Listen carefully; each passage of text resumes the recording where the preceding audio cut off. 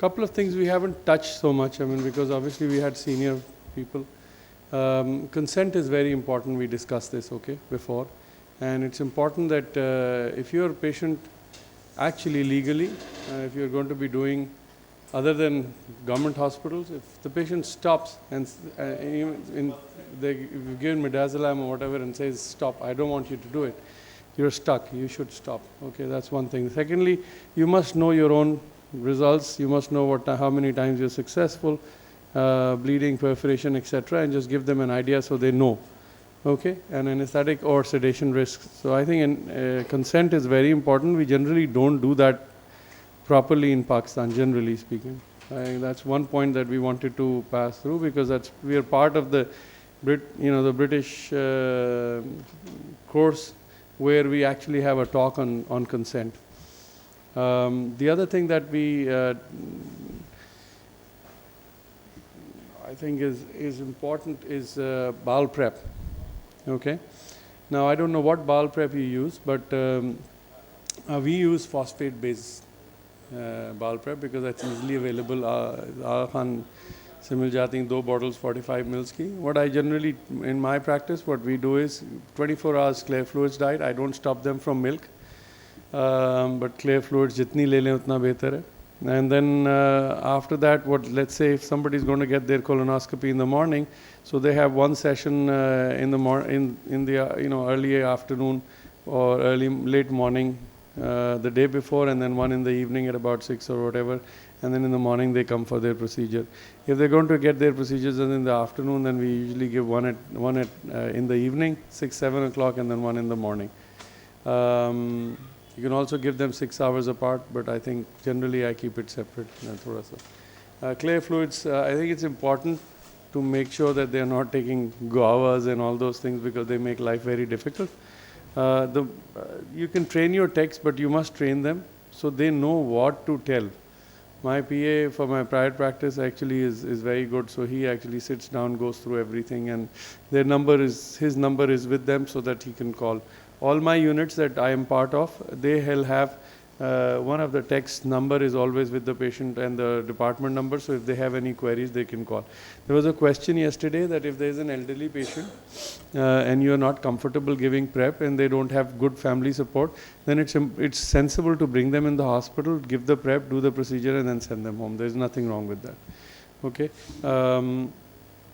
I think we've already discussed polypectomy. Partly this is not the forum to discuss polypectomy, but it's important if you're going to do it, get into workshops or courses, see videos, understand your limitations, start with the simple ones and then go on and progress. Okay. Last thing was about the reporting. I think the most important thing about this entire procedure is reporting. If your report is not good, there is no point, right? So name, details, etc. How much sedation you've used. Okay, I think that's very important to put. If you've used propofol, you have to understand that if you're going to do colonoscopy under propofol or under general anesthesia, colonoscopy becomes more dangerous. So because patient's response of pain disappears. Okay, so you have to be even more careful.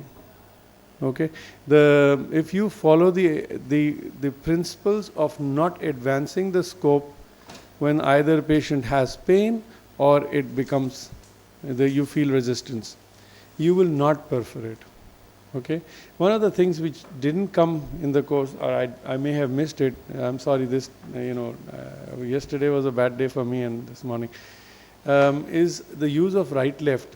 When you reach the hepatic flexure, there is no problem using it. Sometimes it's actually very useful. As long as you don't use it all the time. And the other place where it's very useful is in diverticular disease. Okay, you want to keep the torque to the minimum and try and use and manipulate with the small wheel. Nobody would question that, correct, Mon?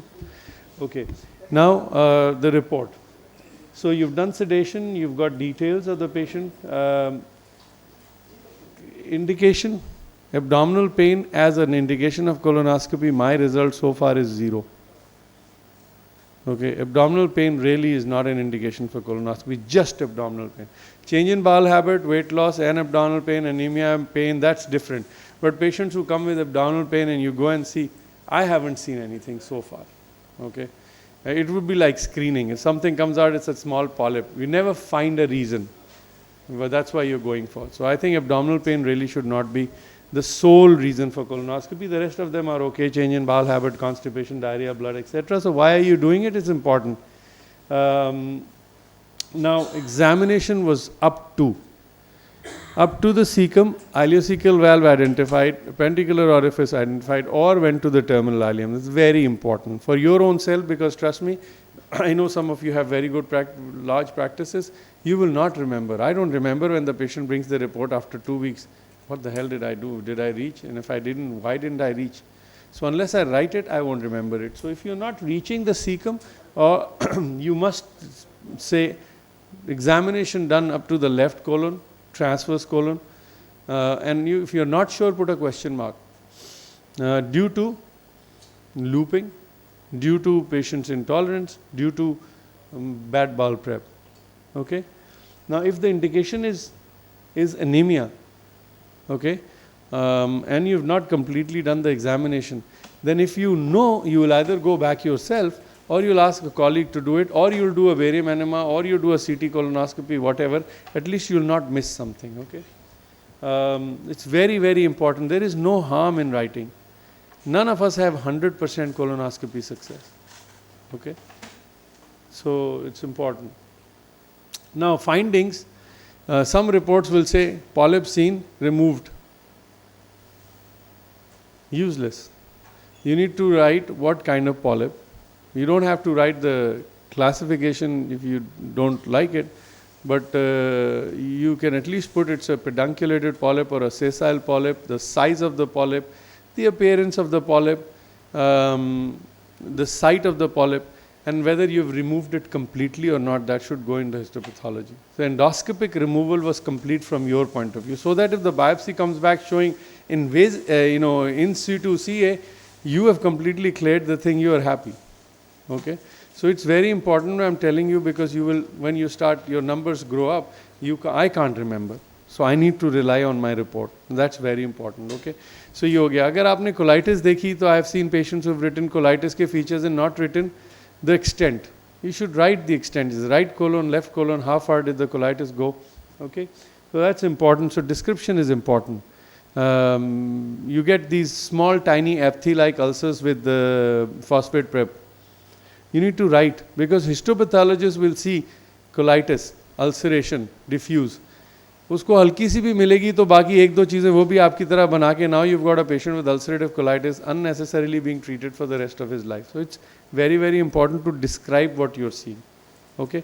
Blood, bad bowel prep, lots of blood seen in the right colon, in the left colon, but right colon was clear, meaning that there is something wrong. Blood seen in the terminal ileum, and you could see some blood in the terminal ileum itself. You know the blood bleeding is from the small bowel. So all these things are very important. So report has to have the details of that. Biopsy is taken, where from you have taken and how many you have taken. And with this, we have actually, if I go here, oh, I need to fill this up. So if I was to go, Shariar is the person who's actually done this.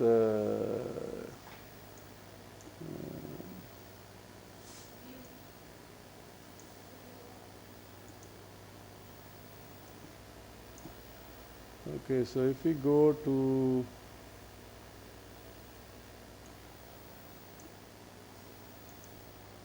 so that's what comes out as a biopsy form for us. So this automatically comes out, and the details written here would be there. Okay, जो आपने conclusion में लिखा है वो automatically आ जाता है, and then the biopsy site would be there once you fill in the biopsy site, and this is printed out and given to the patient. Okay, so is there any questions on reporting? This is a homemade reporting system by Professor Shariar, and it works very well here as well as in 3 other places, at least that I know of, and I'm not sure how many more. Okay. All our cases from the day we started, whether it's ERCP, colonoscopy, stenting, whatever upper GI, everything is archived. So whatever I tell you, you can actually go and check, and that's how it should be now. If you've not already done it, get it computerized. It's not that expensive, and it's you can always contact Professor Shahryar, and if he's kind enough, he'll help you out. Okay.